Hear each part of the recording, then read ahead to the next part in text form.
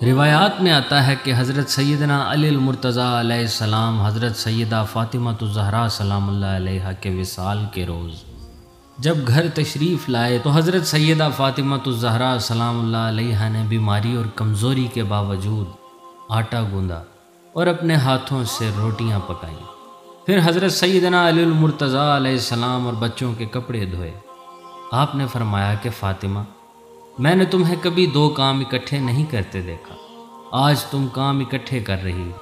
آپ فرمانے لگیں کہ میں نے رات خواب میں اپنے والد بزرگوار حضور نبی کریم صلی اللہ علیہ وآلہ وسلم کو دیکھا۔ آپ میرے منتظر تھے۔ میں نے عرض کیا کہ میری جان آپ کی جدائی میں نکل رہی ہے۔ آپ نے فرمایا کہ فاطمہ، میں بھی تمہارا انتظار کر رہا ہوں۔ بس اس خواب کے بعد میں نے جان لیا کہ میرا اس دنیا میں یہ آخری دن ہے اور میں اب اس دنیا سے پردہ فرمانے والی ہوں۔ میں نے یہ روٹیاں اس لیے پکائی ہیں کہ کل جب آپ میرے غم میں مبتلا ہوں تو میرے بچے بھوکے نہ رہیں، اور کپڑے اس لیے دھو دیے ہیں کہ میرے بعد جانے کون کپڑے دھوئے۔ حضرت سیدنا علی المرتضیٰ نے جب آپ کی باتیں سنی تو آپ کی آنکھوں سے آنسو جاری ہو گئے۔ حضور نبی کریم صلی اللہ علیہ وآلہ وسلم کی جدائی اور اب حضور نبی کریم کی لاڈلی صاحبزادی اور خاتون جنت کی جدائی آپ کے لیے کاری زخم سے کم نہ تھی۔ حضرت سیدہ فاطمہ الزہرا نے جب آپ کی کیفیت دیکھی تو فرمایا کہ آپ غم نہ کریں، اور جیسے آپ نے پہلے صبر کیا اب بھی صبر کیجیے، بے شک اللہ صبر کرنے والوں کے ساتھ۔ حضرت سیدہ فاطمہ الزہرا کے وصال سے قبل حضرت اسماء بنت امیس تشریف لائیں تو آپ نے ان سے فرمایا کہ میرے بچوں کو کھانا کھلا دیں۔ حضرت اسماء نے جب انہیں کھانے کے لیے جمع کیا تو انہوں نے کھانا کھانے سے انکار کر دیا اور کہا کہ ہم اپنی والدہ کے بغیر کھانا نہیں کھائیں گے۔ اس دوران حضرت سیدنا علی المرتضیٰ علیہ السلام تشریف لائے اور انہوں نے بچوں کو ان کے نانا محبوب خدا حضور نبی کریم صلی اللہ علیہ وآلہ وسلم کے روضہ مبارک پر بھیج دیا۔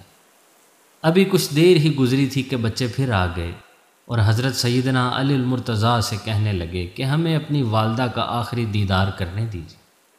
حضرت سیدہ فاطمہ الزہرا نے اشارے سے حضرت سیدنا علی المرتضیٰ علیہ السلام کو کہا کہ انہیں آنے دیں۔ حضرت سیدنا علی المرتضیٰ نے دروازہ کھول دیا اور بچے بھاگ کر ماں کے سینہ سے لگ گئے۔ آپ نے انہیں پیار کیا اور انہیں دعائیں دیتے ہوئے ایک مرتبہ پھر حضور نبی کریم کے روضہ مبارک پر بھیج دیا۔ بچوں کے جانے کے بعد حضرت سیدہ فاطمہ الزہرا نے ام المؤمنین حضرت ام سلمہ، جو کہ اس وقت آپ کے پاس موجود تھیں، ان سے کہا کہ والدہ، میرے غسل کے لیے پانی کا انتظام کر لیں تاکہ میں غسل کر سکوں۔ ام المؤمنین حضرت ام سلمہ نے پانی کا انتظام کیا اور آپ نے غسل کیا۔ غسل کرنے کے بعد آپ نے صاف ستھرے کپڑے پہنے اور قبلہ رو ہو کر لیٹ گئی۔ قبلہ رو لیٹنے کے بعد آپ نے حضرت اسماء بنت امیس سے فرمایا کہ حضور نبی کریم صلی اللہ علیہ وآلہ وسلم کے وصال کے وقت حضرت جبرائیل جسد اطہر کو حنوط کرنے کے لیے کافور بہشتی لائے تھے، جس کے آپ نے 3 حصے کیے۔ ان میں سے 2 حصے مجھے عنایت ہوئے اور میرے اور ابو الحسن کے لیے تھے، تم اس میں سے ایک حصہ لے آؤ اور دوسرا حصہ ابو الحسن کے لیے سنبھال کر رکھ دو۔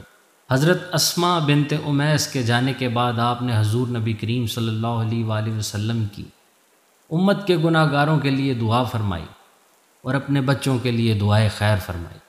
پھر آپ نے کلمہ پڑھا اور اپنی جان جانے آفرین کے سپرد کر دی۔ حضرت سیدہ فاطمہ الزہرا کا وصال حضرت سیدنا علی المرتضیٰ اور دونوں شہزادگان کے لیے امتحان تھا۔ جب دونوں ننھے شہزادگان بالخصوص حضرت سیدنا امام حسین والدہ کی یاد میں آنسو بہاتے تو حضرت سیدنا علی المرتضیٰ بھی رونا شروع کر دیتے۔ پھر دونوں شہزادوں کو گلے سے لگاتے اور پیار کرتے ہوئے انہیں صبر کرنے کی نصیحت فرماتے تھے۔ کہاں سے لائے بہارے چمن تمہارے سوا، وہ ایک پھول جو ہو سارے گلستاں کا شرف۔ حضور نبی کریم صلی اللہ علیہ وآلہ وسلم کے وصال کے بعد حضرت ابو بکر صدیق نے بھی حضرت سیدنا امام حسن اور حضرت سیدنا امام حسین سے بہت محبت کی، اور اسی طرح حضرت عمر فاروق نے بھی اپنے دور میں حضرت سیدنا امام حسن اور حضرت سیدنا امام حسین کے ساتھ ایسا ہی محبت آمیز برتاؤ رکھا۔ آپ نے جب بیت المال قائم کیا تو دوسرے لوگوں کی طرح آپ نے بھی حضرت سیدنا امام حسن اور حضرت سیدنا امام حسین کے وظیفے مقرر کیے۔ آپ دونوں بھائیوں کا وظیفہ 5000 درہم سالانہ تھا، اور اتنا ہی وظیفہ خود اس وقت امیر المومنین حضرت عمر فاروق کا بھی تھا۔ حضرت عمر فاروق کی اس تقسیم سے اندازہ لگایا جا سکتا ہے آپ کے دل میں حضور نبی کریم صلی اللہ علیہ وآلہ وسلم کے جگر گوشوں کی کیا اہمیت تھی۔ حضرت عثمان غنی جب خلیفہ مقرر ہوئے تو انہوں نے بھی حضور نبی کریم صلی اللہ علیہ وآلہ وسلم کی آل کی خدمت میں کسی قسم کی کوئی کسر باقی نہ رہنے دی۔ حضرت سیدنا امام حسن اور حضرت سیدنا امام حسین جو کہ آپ کے دور خلافت میں جوان ہو چکے تھے، بوقت شہادت آپ کی حفاظت پر مامور تھے، لیکن آپ کی طرف سے اجازت نہ ملنے کی وجہ سے وہ آپ کے دشمنوں کو نیست و نابود کرنے سے معذور رہے۔